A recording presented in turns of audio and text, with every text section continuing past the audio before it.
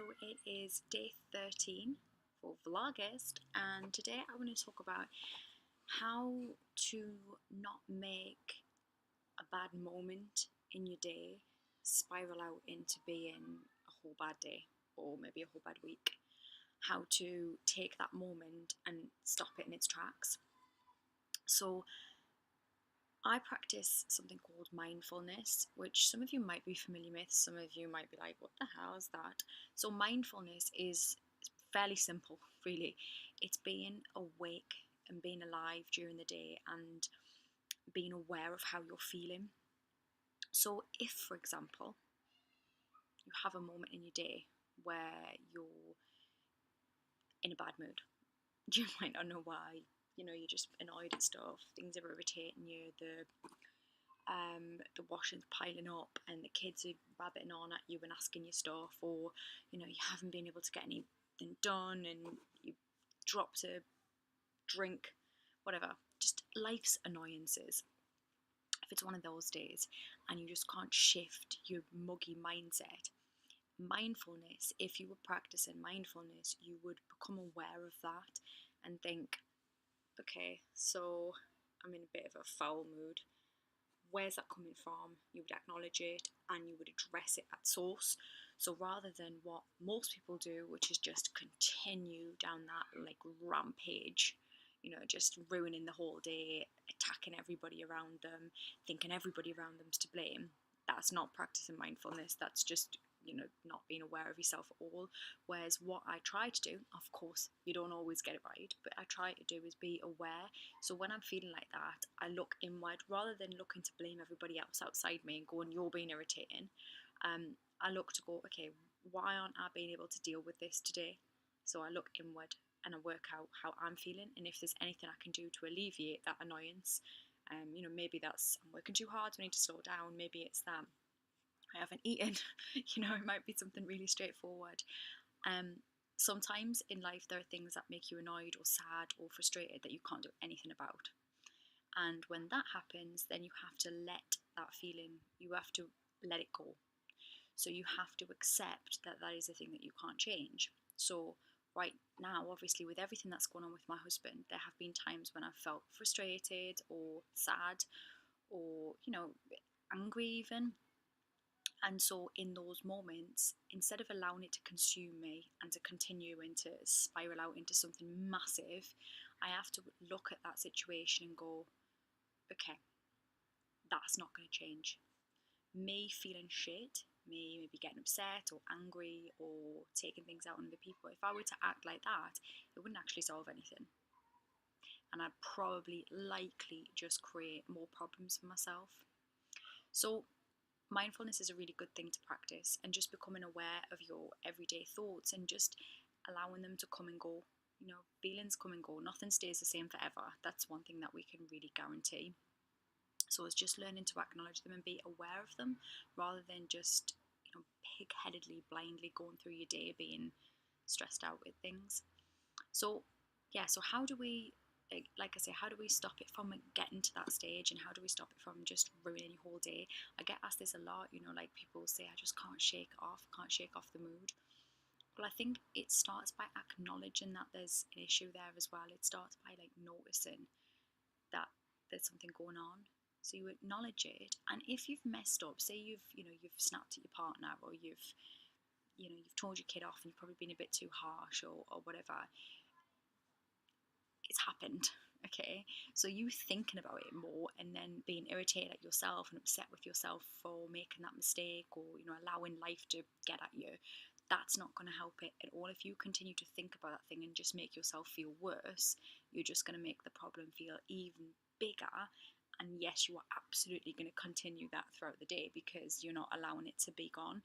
Whereas if you look at it and go, okay, I messed up there, I wasn't being mindful, I was being a dick, and you accept that and you go, right, I need to sort myself out, I'm just going to work on myself, I'm going to get a cup of tea, get a cup of coffee with a straw in it like I have, and I'm going to deal with it. And then when you do that, you stop it in its tracks. You stop it from perpetuating and you let it go. And you go, okay, I messed up, but I'm not going to continue to chastise myself and feel bad. I'm just going to apologise if I need to apologise, and then move on and move forward with it.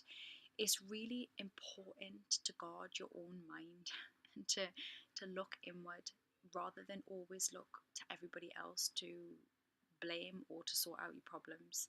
You absolutely cannot control other people. You cannot control how they act.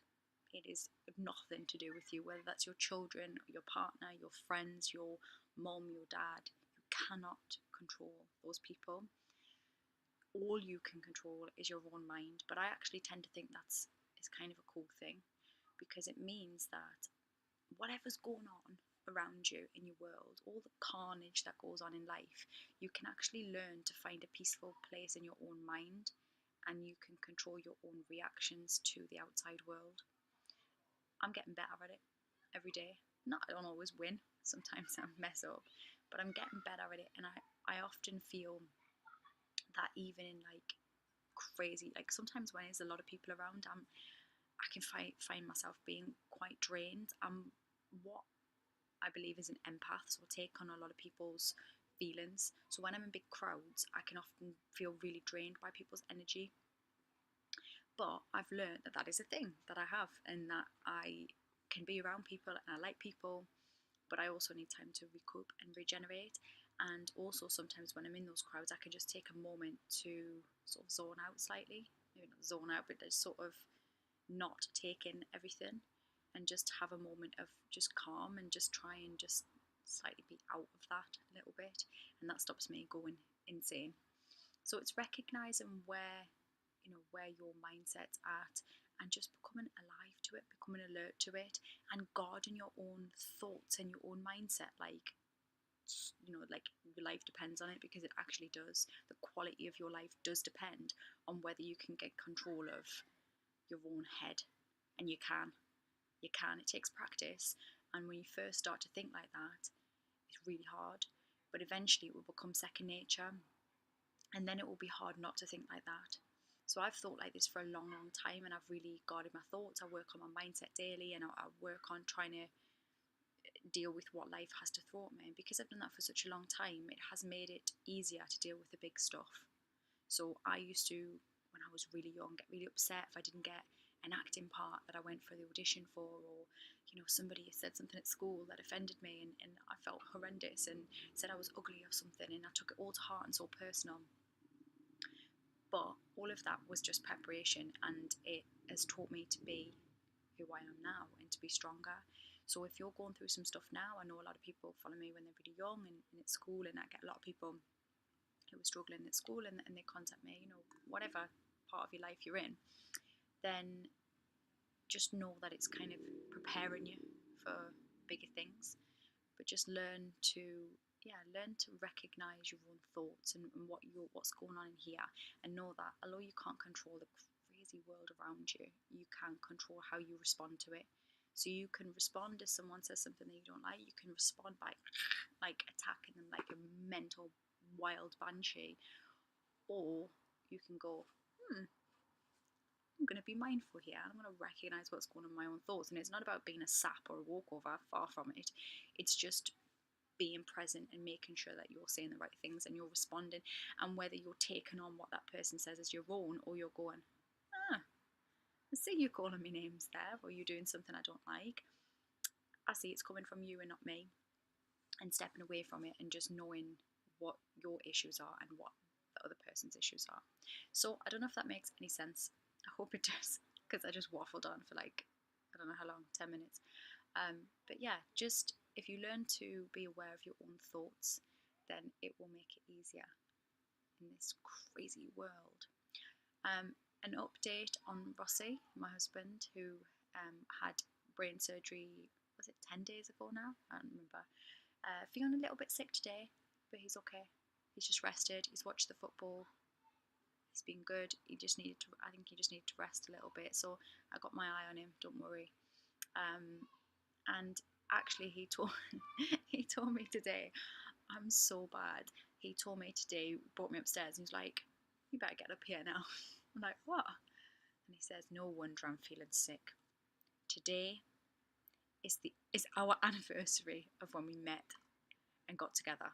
when we first got together. So today is actually my anniversary of us getting together. Not getting married, but when we were boyfriend and girlfriend. So I'm a bad girlfriend because I forgot. We don't really think about stuff like that ever. So he's only taking the piss. But yeah, so happy anniversary to me and Ross. Today we met and fell in love and whirlwind romance. But yeah, so that's today. It's 13th of August. I should totally remember that. I never do. I'm never going to do it. I'm terrible with dates, but I love him in that. So it doesn't matter.